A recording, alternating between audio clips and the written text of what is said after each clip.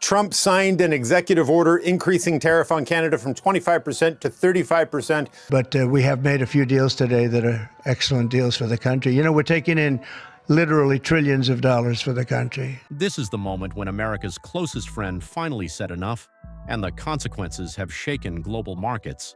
While Trump was still busy pounding his chest in triumph, a new kind of economic war quietly broke out overnight. And that is what truly matters, not Beijing, not Moscow.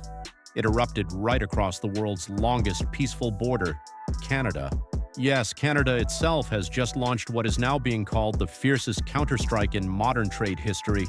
No bombs, no missiles. The weapons this time were contracts, pipelines, and a move that economists describe as checkmate. Trump thought a few tariffs would bring Canada to its knees.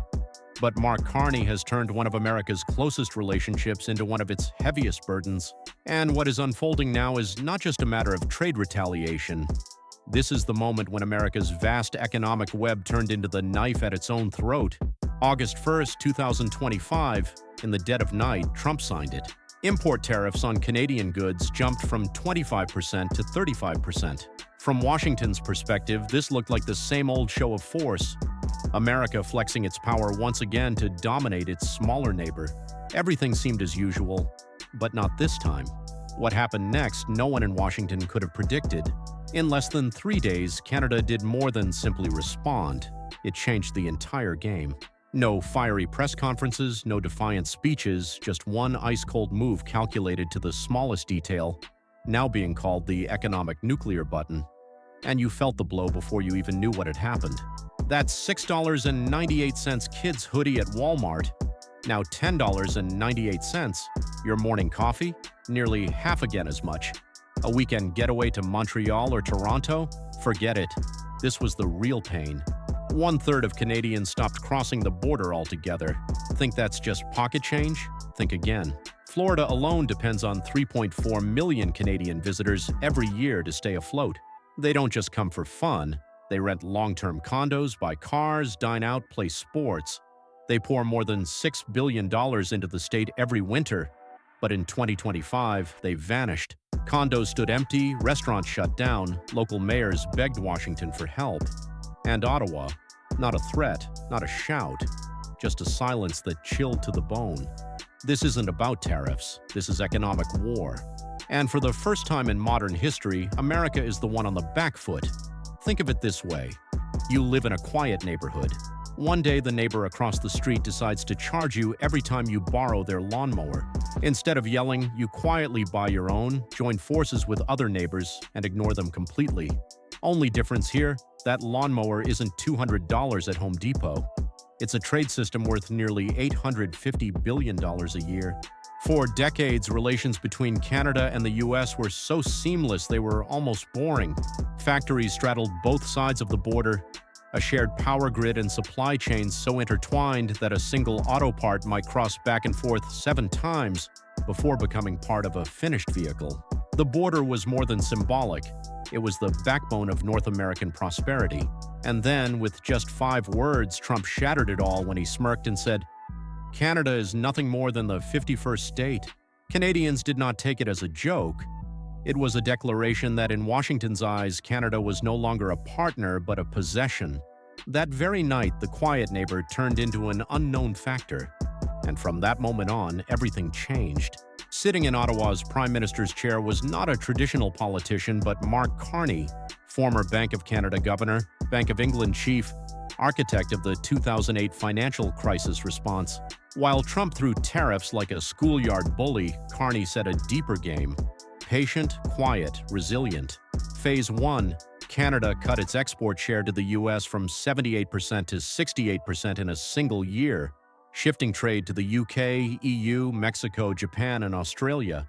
Phase 2, resources. Canada, with massive reserves of lithium, cobalt, nickel, and rare earths, the very lifeblood of iPhones, EVs, and fighter jets, fast-tracked mining permits, built processing plants, and signed supply deals. Not raw ore, but refined materials, bypassing Beijing entirely. The Pentagon panicked. The U.S. defense industry cannot operate without rare earths. Yet Trump had just slapped tariffs on the only Democratic ally capable of breaking America's dependence on China. Meanwhile, inside Canada, Buy Ontario, Choose Canada spread like wildfire. Not anger, but pride. Every dollar spent at home became an invisible strike against U.S. tariffs. South of the border, Americans felt it hard. Car prices rose 4 to 8%. Footwear and clothing soared nearly 40%. Walmart admitted rising costs were unavoidable. Ford lost nearly $1 billion to tariffs. Procter & Gamble raised prices on essentials. This was no longer Wall Street's problem.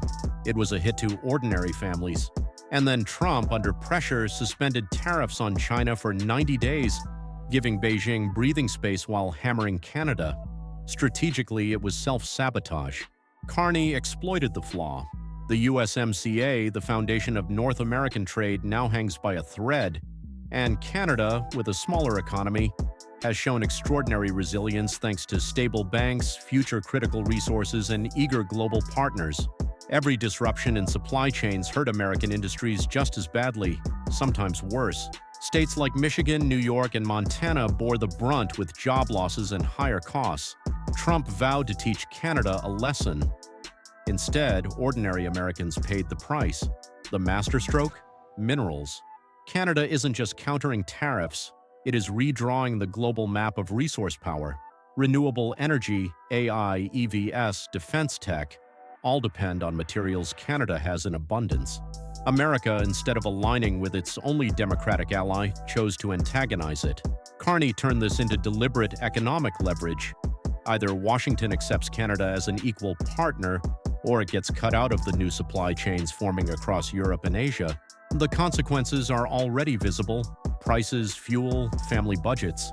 These are not temporary spikes. They are structural shifts that will last years. Trust, built over 150 years between two neighbors, has fractured. Trust takes a generation to restore, if at all. Trump promised to be tough on Canada, but he may have created a permanent crack in the closest alliance America ever had. And the world is watching. If Canada, America's closest partner, can stand up and say no, what's stopping Japan, South Korea, Australia, or even Europe from doing the same? A multipolar order is no longer coming. It's already here. And the trailblazer is not China, not Russia, it's Canada. Trump now faces two choices: escalate further, pushing relations beyond repair, or stop, set pride aside, and admit some battles are not worth the cost of an alliance. Because Mark Carney, without an army or global treasury, has just proven that a small nation can shake the system if it knows how to play the game. Canada has done exactly that.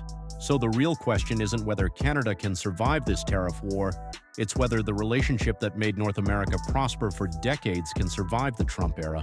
How long do you think it will take to rebuild trust between Canada and the US, if it can be rebuilt at all?